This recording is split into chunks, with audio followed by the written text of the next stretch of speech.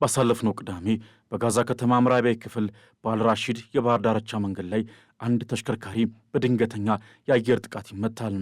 ይህ ጥቃት የአንድን ሰው ሕይወት ብቻ ሳይሆን በጥሩም በክፉም ይሁን የጋዛን የትግል ሰንሰለት የያዘውን አንድ የከፍተኛ አመራር ሰው ታሪክ ይዞት ወደ መቃብር ይወርዳል። የእስራኤል ጦር ኢላማ ባደረገው በዚህ ጥቃት ከሌሎች 3 የሐማስ አባላት ጋር አብረው የተገደሉት ሰው ራኤድ ሰዓድ ይባላሉ።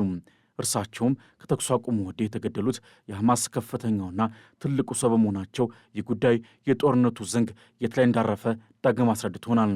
በጋዛ የነበረው የተኩስ አቁም ስምምነትም በሐማስ ከፍተኛ አዛዥ ግድያ ምክንያት በአንድ ጀንበር ሊጠወልቅ ተቃርቧል። ለመሆኑ በሐማስ ውስጥ በድብቅ ትልቅ ዝናን ያተረፉትና በእስራኤል የተገደሉት አመራር ማን ናቸው? ግድያቸው በቡድኑ ቀጣይ እንቅስቃሴ ላይ ምን አይነት ተጽዕኖ ይኖረዋል የሚለው ጉዳይ እያነጋገረ ነው።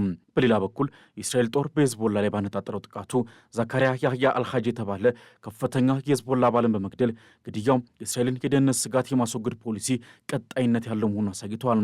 የሄዝቦላ መሪ ናኢም ቃሴም ቡድናቸው ትጥቅ ለመፍታት እንደማይስማማ በአጽንኦት በመግለጽ ይህም እስራኤል የተቃውሞውን ማብቃት የሚለው ዓላማዋ ሊሳካ እንደማይችል ጠቁመዋል። ውድ የኦርቢት ሚዲያ ቤተሰቦች እንደምን አላችሁ? በመካከለኛው ምስራቅ የሚስጥር መጋረጃ የሚገፈፍበት፣ የጦርነቱ ሽንቁሮች የሚጋለጡበት፣ የድሮም የአሁኑም የመካከለኛው ምስራቅ ግጭት መሠረታዊ ችግር የሚነሳበት ወቅት ላይ እንገኛለን። በዛሬው ዝግጅታችንም በእስራኤል ጥቃት ስለተገደሉት የሐማስ ቁልፍ አዛዥና የቀጠናውን አዲስ ውጥረት እንዳስሳለን። አብራችሁን ቆዩ። ቻናላችንን ሰብስክራይብ በማድረግ ቤተሰብ ይሁኑ።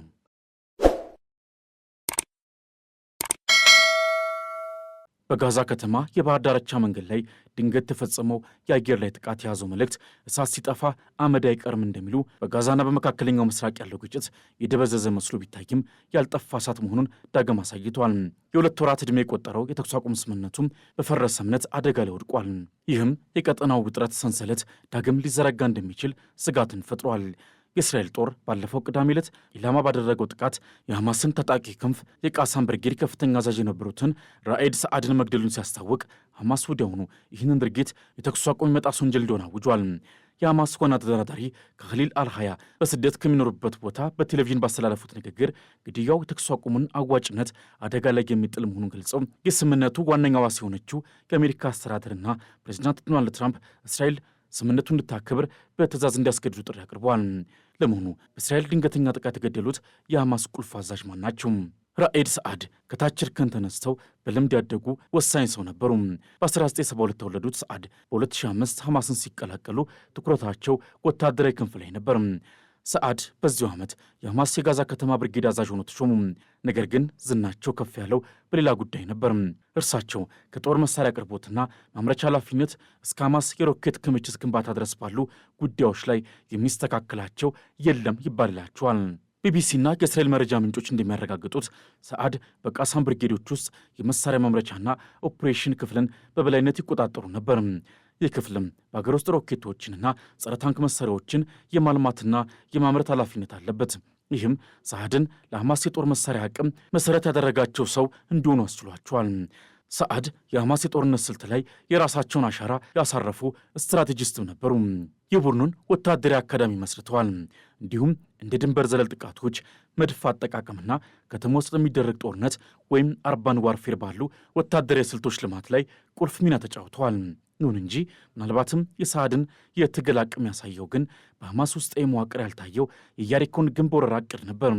ይህ ዕቅድ ከጋዛ ድንበር በታች እስራኤል እየገነባች ላለችው የመሬት ውስጥ መከላከያ ምላሽ ለመስጠት የታሰበ ነበር። ዕቅዱ 40 ሺህ የሚሆኑ የሐማስ ታጋዮች እንዲሰማሩ ቢጠይቅም የሐማስ አመራር ዕቅዱን ከእውነታ የራቀ በማለት ውድቅ አድርጎት ነበር። ሐማስ ውስጥ ያለው የፖለቲካ ሽኩቻ ደግሞ ተይዞ የሚነሳ ጉዳይ ነው። ሰዓድ ከጋዛ ጦርነት መፈንዳት በፊት የሐማስ መሪ ከሆኑት የያህያ ሲንዋር ጋር የፖለቲካ ተቀናቃኝ እንደነበሩ የወጡ መረጃዎች እየጠቆሙ ነው። በ2021 የጋዛ የፖለቲካ ቢሮ ምርጫ ወቅት ኒዛር አዋዳለላህን ከሲንዋር ጋር እንዲወዳደሩ የደገፉ ሲሆን አዋዳለላህ በጠባብ ልዩነት ተሸንፈው ነበር። በዚህ ወቅት በነበረው የእስራኤል ፍልስጤም ቀውስ ወቅት ሰዓድ በተገመተው ደካማ አፈጻጸማቸው ምክንያት ከሐማስ የኦፕሬሽን ኃላፊነት ተነስተው በመሐመድ ሲንዋር ወይም የያህያ ሲንዋር ወንድም ተተክተዋል። ይህ ሁሉ የውስጥ ግጭት የሐማስን የፖለቲካ አደረጃጀት ስር ሳይዝ ቅጠል የቀጠፈ ያደርገዋል ብልንል ማጋነን አይሆንም። ኒውዮርክ ታይምስና ሌሎች መገናኛ ብዙሃን ባሰፈሯቸው ዘገባዎች ራኤድ ሰዓድ በጥቅምት 7 ጥቃት ከነበሩት እቅድ አውጪዎች መካከል አንዱ ነበሩ።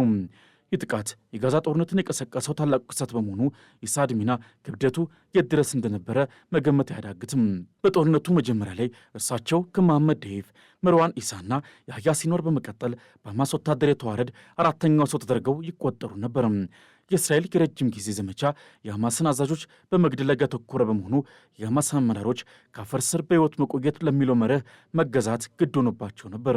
የአረብ የመረጃ ባለሥልጣናት እንደተናገሩት ሰዓድ የጦርነቱን አብዛኛውን ጊዜ በጋዛ ከተማ ስር በሚገኙት የሐማስ ዋሻዎች ውስጥ አሳልፈዋል። እስከ ታህሳስ 2025 ድረስ ደግሞ አብዛኛው የሐማስ አመራር በእስራኤል ስለተገደለ ራኢድ ሰዓድ ትልቅ ዛፍ ሲወድቅ ቅጠል ይበተናል እንደሚባለው በእስራኤል የደህንነት ባለሥልጣናት ዘንድ ሁለተኛው ከፍተኛ የሐማስ ወታደራዊ ባለሥልጣን ተደርገው ይቆጠሩ ነበር።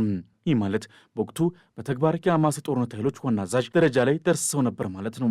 በፖለቲኮና በሮይተርስ ሲወጡ ዘገባዎች እንደሚጠቁሙት ደግሞ ሰዓድ የምሽግ ውጊያ ስልቶችን በማዘጋጀትና በመተግበር እንዲሁም የተገደሉትን ብርጌድ አዛዦች በመተካትና ተተኪዎችን በማሰልጠን ረገድ ትልቅ ሚና ተጫውተዋል።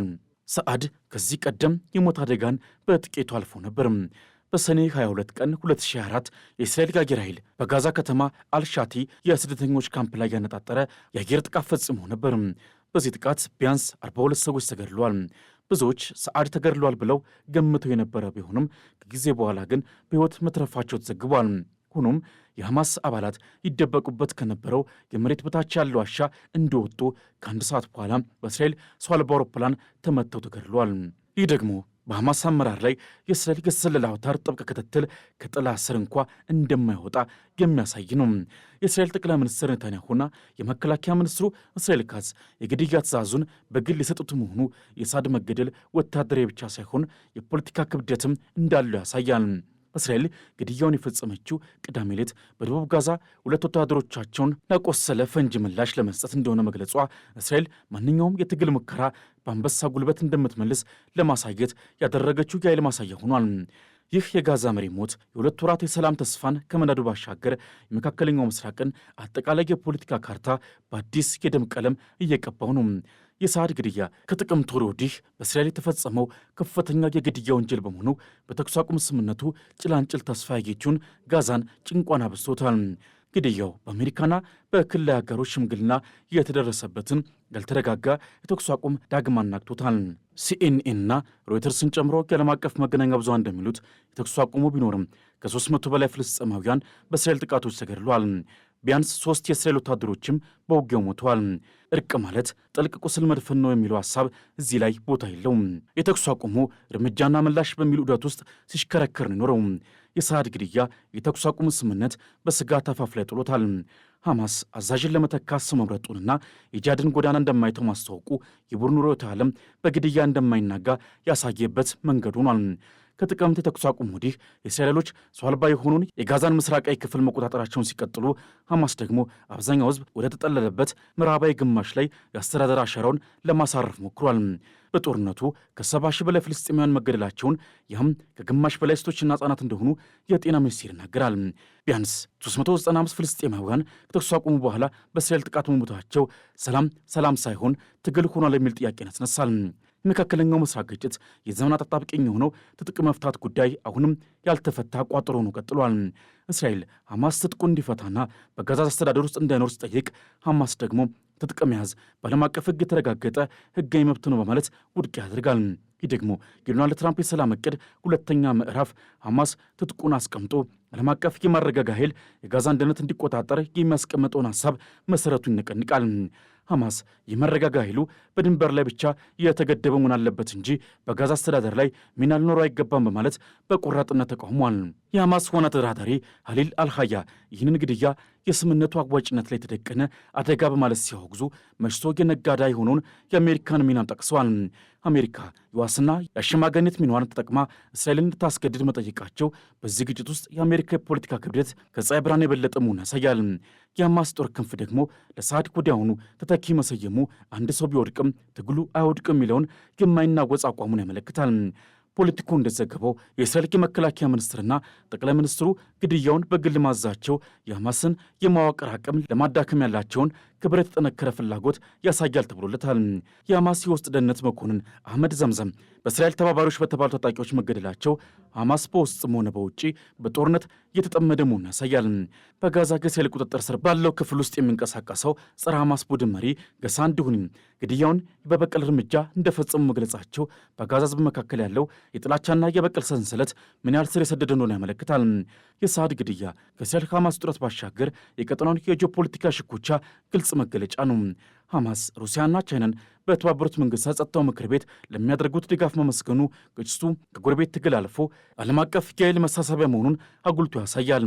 በተጨማሪም የሽምግልና ጥረት የሚያደርጉትን ግብፅን፣ ቱርክንና ኳታርን እንዲሁም በእስራኤል ላይ የዘር ማጥፋት ክስ የመሠረተችውን ደቡብ አፍሪካን ማወደሱ ሐማስ የትግሉን አድማስ ወደ ዓለም አቀፍ መድረኮች እያሰፋ መሆኑን ያመለክታል።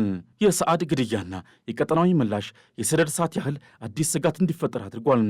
ሐማስ የማቋቋም ጥምረት ወይም አክሲስ ኦፍ ሬዚስታንስ ተብሎ የሚታወቀውና በኢራን የሚመራው የቡድኖች ጥምረት ወሳኝ አካል ነው። የኢራን ድጋፍ ያለው የሊባኖሱ ሂዝቦላ ደግሞ በጋዛ ግጭት ውስጥ ቀጥተኛ ተሳታፊ ባይሆንም የእስራኤልን ኃይል የመበተን ስትራቴጂን ሲከተል ቆይቷል። እስራኤል የተኩስ አቁሙ ቢኖርም በደቡብ ሊባኖስ ላይ ጥቃቶችን መቀጠሏ የቀጠናው ያልሻረ ግጭት ቁስል በቀላሉ እንደማይድን ያሳያል። በቅርቡም እስራኤል በሊባኖስ የፈጸመችው ጥቃት የሂዝቦላን አባላትና ሲቪሎች እንዲገደሉ አድርጓል። የእስራኤል ጦር ዘካሪያ ያህያ አልሃጅ የተባለ ከፍተኛ የሂዝቦላ አባል በመግደል ግድያው የእስራኤልን የደህንነት ስጋት የማስወገድ ፖሊሲ ቀጣይነት ያለው መሆኑን አሳይቷል። የሂዝቦላ መሪ ናኢም ቃሲም ቡድናቸው ትጥቅ ለመፍታት እንደማይስማማ በአጽንኦት በመግለጽ ይህም እስራኤል የተቃውሞ ማብቃት የሚለው ዓላማ ሊሳካ እንደማይችል በግልጽ ጠቁሟል። ይህ ሁሉ የሚያሳየው ሳዕድ በጋዛ መገደላቸው የተኩስ አቁሙን ሰንሰለት ብቻ ሳይሆን በእስራኤል ሂዝቦላ ግንባር ላይ ያለው ውጥረትም የሚያባብስ ስለመሆኑ ነው። ኢራን ደግሞ ለሂዝቦላና ለሐማስ ዋና የገንዘብና የጦር መሳሪያ ደጋፊ በመሆኗ እነዚህ የከፍተኛ አዛዦች ግድያዎች የኢራንን ቀጥተኛ ያልሆነ ጦርነት የመቀጠል አቅም ላይ ተጽዕኖ ሊያሳድሩ ይችላሉ። ሆኖም ኢራን በጥላ ውስጥ ሆና እሳትን የማቀጣጠል የቆየ ስትራቴጂዋን በቀላሉ እንደማተው የፎሪን ፖሊሲ ዘገባዎች ያመለክታሉ። የእስራኤል ጦር ጥቃት በበቀል ጥቃት የመመለሱ ዕድል ሰፊ ነው። ሐማስ ግድያውን ወይም በዓይኑ ያየውን ቁስል ዝም ብሎ ያልፋል ተብሎ የማይጠበቅም። የሁለቱም ወገኖች የጦርነት ቃል አቀባይ እንደሚያሳዩት እስራኤል የመከላከል መብት ስትል፣ ሐማስ ደግሞ የመቋቋም መብት ይላል። በመሆኑም በቀጣይ ቀናት በጋዛ ድንበር አካባቢ የተኩስ ልውውጥ መጨመር፣ አልፎ አልፎም የሮኬት ተኩሶች የመሰማታቸው ዕድል ከፍተኛ ነው። ይህ ደግሞ ቀድሞውንም በደረቀ መሬት ላይ የበቀለ የመሰለውን የተኩስ አቁም ስምምነት ከስሩ ነቅልሎ ሊጥለው ይችላል። ከዚህ ባለፈ በታህሳስ 16 በዶሃ የሚካሄደው ከአሜሪካ ማዕከላዊ እዝ ወይም ሴንትኮም ጉባኤ ቁልፍ ሚና ሊጫወት ቢችልም የዓለም አቀፉ የማረጋጋት ኃይል እቅድ መሳካቱ የምድርና የሰማይ ያህል ልዩነት አለው። ሐማስ ትጥቅ መፍታትን ለመገዛት እንደ መስማማት ይቆጥረዋል። ሀያ ትጥቅ በዓለም አቀፍ ሕግ የተረጋገጠ መብት ነው ሲሉ የተናገሩት ንግግር ሐማስ ከመሳሪያው ጋር በቃል ኪዳን እንደተጋባ ያመለክታል። እስራኤል ደግሞ ሐማስ ትጥቅ ካልፈታ በአስቸጋሪው መንገድ እንደሚፈታ ማስጠንቀቋ የሰላም ድርድሩ በሁለቱም ቤተኞች መካከል የሚደረግ ውዝግብ ሆኖ እንዲቀር ያድርገዋል። ስለዚህ የአሜሪካ የሰላም ዕቅድ ሁለተኛው ምዕራፍ ውሃ ቢወቅጡት እምቦጭ እንደሆኑ ሁሉ ተግባራዊነቱ ፈጽሞ የማይጠበቅ አጀንዳ ነው። በማጠቃለያውም የራኢድ ሰዓድ መገደል የመካከለኛው ምስራቅ የሰላም ዕድል ምን ያህል በቀጭን ክር ላይ ተንጠልጥሎ እንደሚገኝ ያሳያል። የተኩስ አቁም ስምምነቱ ማርክ የተለወሰ መርዝ ሆኖ ከሰላም ይልቅ የበቀል እርምጃ የመውሰጃ ዕድሎችን እየፈጠረ ቀጥሏል። ሐማስ ትጥቅ የማይፈታበት የጸና አቋሙ፣ እስራኤል ደግሞ የሐማስን አመራር የመደምሰስ ቆራጥ ዓላማዋ ሁለቱም ወገኖች በጦርነት ውዝግብ ውስጥ ተጣብቀው መቅረታቸውን ያረጋግጣል። የዓለም አቀፉ ማኅበረሰብና አደራዳሪዎች በጎ ፈቃድ ብቻ ሳይሆን ጠንካራ የፖለቲካ ዕቅድ በማሳየት ከእስራኤልና ከሐማስ ጡረት አልፎ በሂዝቦላ እንዲሁም በኢራን ሚና የተሳሰረውን የቀጠና ግጭት አደጋ መፍታት ካልቻሉ ክልሉን ወደ ከፋ የጦርነት ገደል መግፋታቸው አይቀርም እየተባለ ነው። ለዛሬ ያዘጋጀንላችሁ ሰፊ ትንታኔ ይህን ይመስል ነበር። አስተያየታችሁን እንደተለመደው ከታች ባለው የአስተያየት መስጫ ቦታ ላይ ያስቀምጡልን። ቻናላችንን ሰብስክራይብ በማድረግ የደውል ምልክቱ መጫን አይርሱ። በሚቀጥለው ጊዜ እስክንገናኝ ድረስ ሰናይ ጊዜ